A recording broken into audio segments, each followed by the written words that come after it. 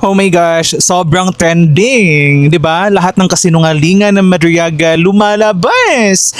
Wala talagang ano guys, kasinungalingan na hindi mabubulgar. Kasi akala ng mga politicians natin, akala ng mga politiko, mga buhaya that we are still living in a kopong-kopong time. Let me educate you, charot. Let me tell you po, we are currently living in a digital age where all the informations are within your fingertips. Yung mga information po, kayang-kayang i-verify at i-research ng mga tao dahil may internet na. So, nakakatawa lang, no? Nakakatawa talaga sila. And let me just ask you ba, why is it those politicians na mga dilawan, bakit ang hilig nilang kumuha ng testigo na may credibility issue? Example na lang si Madriaga, kidnapper.